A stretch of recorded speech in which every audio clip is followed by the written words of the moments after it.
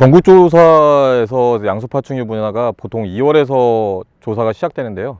2월서부터 4월 그리고 4월 후반부부터 6월 달까지, 그리고 장마 시기, 그리고 가을 시기에 이렇게 총 4차례 정도로 이렇게 나눠서 조사를 시작합니다. 근데 보통 2월에서 4월까지는 저희가 목표로 하는 종이 있습니다. 산개구리 3종이라고 하는 북방산개구리, 그리고 계곡산개구리, 한국산개구리, 그리고 도롱뇽류, 또 나머지 한 종이 두꺼비 한 종이 포함됩니다. 그래서 총 5종을 저희가 보통 2월에서 4월에는 타겟으로 해서 조사를 시작하는데요. 근데 뭐 이 5종이 다 같은 서식 공간을 가지고 있는 게 아니라, 계곡산 개구리 같은 경우는 계곡, 흐르는 물이 있는 계곡에서 약간 물이 정체된 지역, 계류에서 좀 산란하는 편이고요.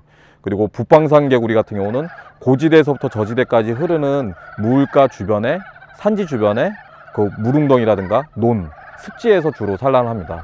그리고 나머지 산개구리 중에서 한국산개구리가 있는데, 한국산개구리는 산지보다는 고지대보다는 중저지대로 내려와서 좀 저지대 편에서 있는 습지대를 선호하는 편이고요. 그리고 뭐 도롱뇽류가 있는데, 도롱뇽류는 물이 있는 뭐 계류라든가 아니면 웅덩이, 논, 뭐 수로 다양한 곳에서 산란을 하기 때문에 제일 광범위하게 산란하는 종이고요. 그리고 마지막으로 있는 두꺼비 같은 경우는 산지 주변에 있는 뭐 큰 물웅덩이라든가 저수지, 아니면 논이 넓은 지역에, 물이 어느 정도 차 있는 지역에서 주로 산란하는 편입니다.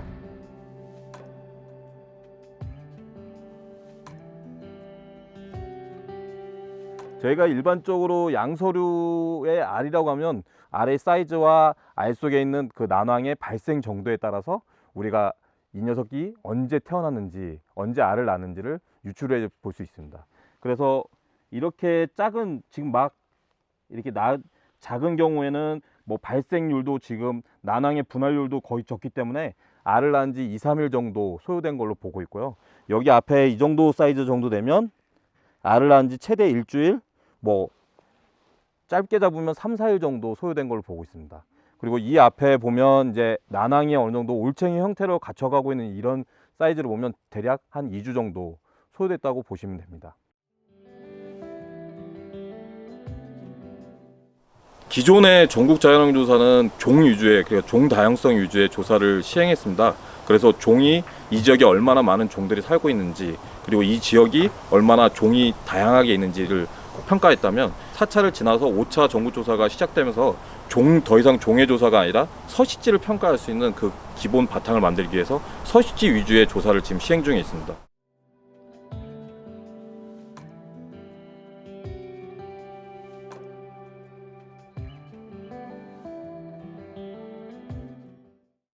양소파충류는 그 다른 분류군에 비해서 포획 조사를 안 하는데요. 그 이유는 법적으로 보호를 받고 있기 때문입니다. 뭐 멸종위종, 뭐 고유종이라서가 아니라, 그 양소파충류 대부분의 종들이 포획 금지종이라고 하는 포획 금지 처벌법이라는 법에 의해서 지금 보호를 받기 때문에, 저희는 양소파충류 조사 같은 경우는 곤충이나 뭐 다른 분류군에 비해서, 포획 조사를 하는 분류군에 비해서 저희는 현장에 와서 사진을 찍는다거나 아니면 성체를 조사자가 직접 확인하는 그런 방법으로 조사를 하고 있습니다.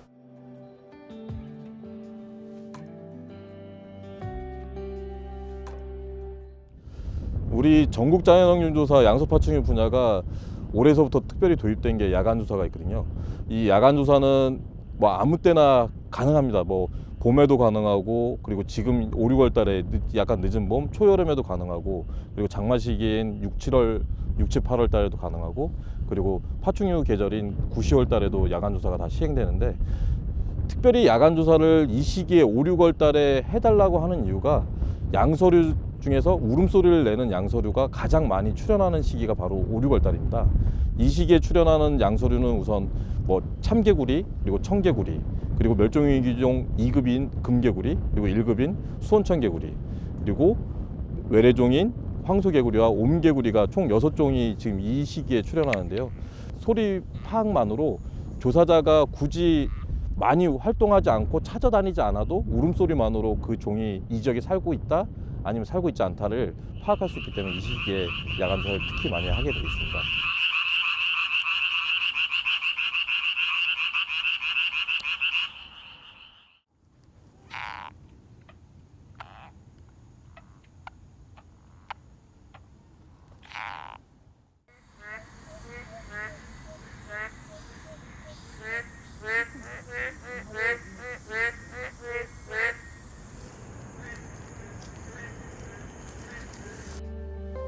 야간에 조사하실 때는 뭐 안전 문제랑 뭐 여러 가지 문제 때문에 항상 2인 1조 일반 조사관과 전문 조사관이 함께 움직이는 것을 저희는 권장해 드리고 있습니다.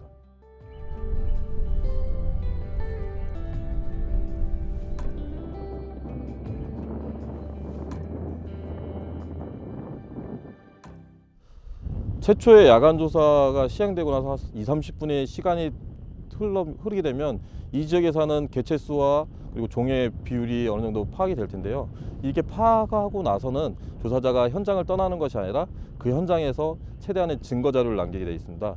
그래서 뭐 현장에 가서 만약에 청개구리와 참개구리 그리고 금개구리 울음소리를 들었다 하면 우선 청개구리와 참개구리의 사진을 확보하고 실제 개체를 확인하게 되어 있습니다. 그리고 금개구리처럼 멸종위기종이 나올 경우에는 그 지역에서의 그 울음소리나 그 실제 개체의 사진을 증거물로 제출하게 되어 있습니다. 그렇기 때문에 랜턴을 켜고 최대한 그 울음소리가 나는 지역으로 저희가 조심스럽게 이동해서 그 개체를 확인하고 사진을 찍게끔 지금 현재는 전국조사가 시스템이 그렇게 되어 있습니다.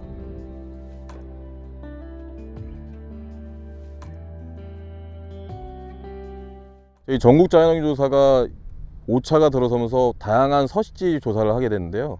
지금 여기 보시는 이 장소 같은 해안 사구 지역이라든가 아니면 도서 지역, 안반 지역 같은 데를 주로 저희가 조사를 하게 되어 있는데요. 특히 이런 해안 사구를 조사하는 이유는 해안 사구에서만 출현하는 특별한 종이 있기 때문입니다. 그 종이 바로 표범 장지뱀이라는 환경부 지정 멸종위종 2급종인데요. 이런 해안 사구 지역이나 아니면 하천의 모래밭 아니면 산지에 있는 마사토 지역에 주로 출현하는 종입니다. 이 녀석들은 주로 기온과 바람의 영향을 좀 많이 받는 편인데요. 기온이 높다거나 너무 높아진다거나 바람이 세지면 모래 속으로 들어가서 한 10cm 가량을 들어가서 땅을 파고 들어가서 주로 숨어 있는 경향이 있습니다. 그리고 한여름이 되는 뜨거운 시기에는 아침 일찍 해가 뜨기 시작함과 동시에 나왔다가 한참 뜨거울 때는 잠시 다 모래 속으로 들어가 있고 다시 오후가 된 해질 무렵부터 3시부터 한 7시 사이에는 또 활동하게 되어 있습니다.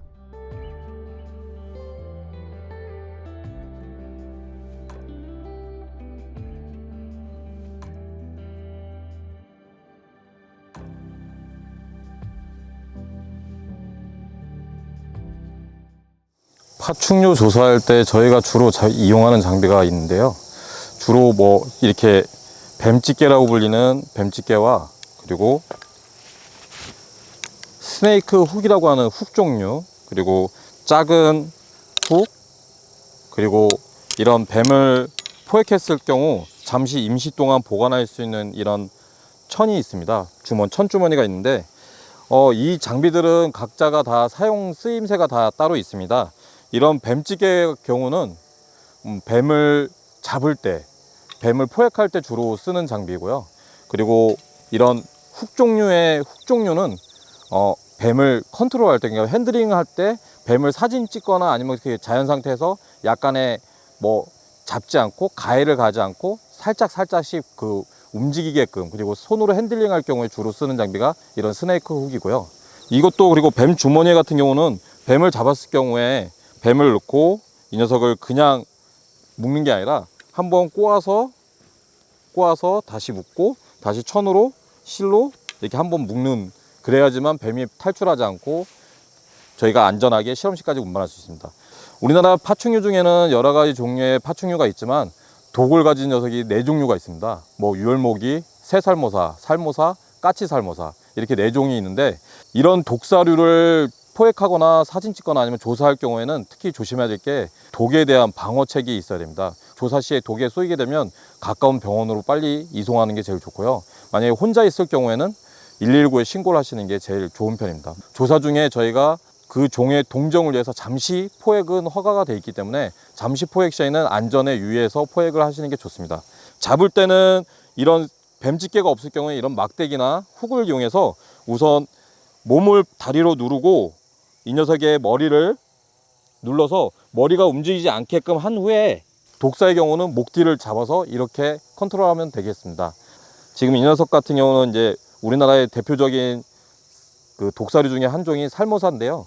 이 살모사의 경우는 코에 있는 피트기관과 그리고 혀에 있는 혀의 센서를 이용해서 주로 먹잇감에 어디 있는지 향을 맡고, 그리고 이 녀석이 어떤 먹이인지 혀로 화학적인 작용을 센서를 하고, 그리고 코에 있는 냄새를 이용해서 이 녀석이 또 마찬가지로 어디 위치에 있는지 확인해서 먹잇감을 잡으러 다닙니다. 주로 이 녀석은 뭐 이렇게 지금 보시다시피 이런 산림 속에 뭐 무덤가라든가 아니면 나지 이런 데에서 주로 발견되는 녀석입니다.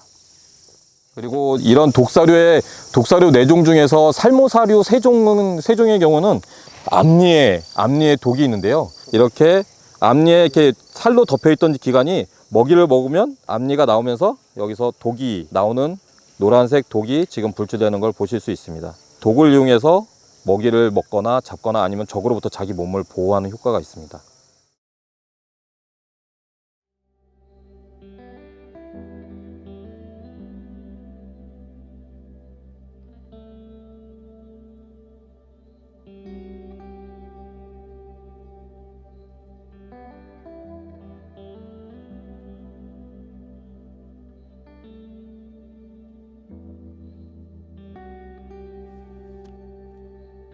로드킬 조사라고 하면 양서류 조사와 파충류 조사로 크게 나누는데요. 양서류 조사 같은 경우는 양서류는 보통 산란지 뭐 아니면 섭식지라는 공간이 일정하게 물이 있는 장소로 찾아가면 되는데, 파충류 같은 경우는 워낙에 이동성도 있고 쉽게 관찰이 어렵기 때문에 주로 죽어있는 사체를 저희가 주로 관찰하게 됩니다. 특히 파충류 같은 경우는 1년에 두세 번 정도의 이동시기가 있는데요. 이동시기에 항상 사람에 의해서 만들어진 도로를 이렇게 통과하게 되는데, 도로를 통과하다 보면 차량에 의해서 죽게 되는 그 로드킬 조사를 하게 됨으로써 뭐 그 지역의 파충류상을 좀 더 효과적으로 알아내기 위해서 로드킬 조사를 하게 됩니다. 로드킬 조사를 함에 있어서 좀 주의사항이 있는데요.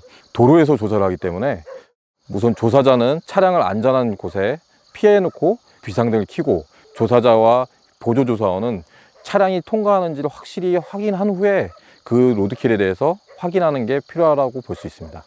일반적으로 파충류, 양서류의 로드킬은 크게 낮과 밤이 나눠져 있는데요. 주간의 로드킬은 가만히 있다가 죽는 게 아니라 이동하다가 밟히는 경우가 있어서 주로 뱀들의 사체를 보면 다 길게 늘어져 있는 걸 볼 수 있고요. 밤에 로드킬 당한 사체를 보면 대부분 또아리를 틀고 있거나 뭉쳐 있는 경우를 볼 수 있습니다.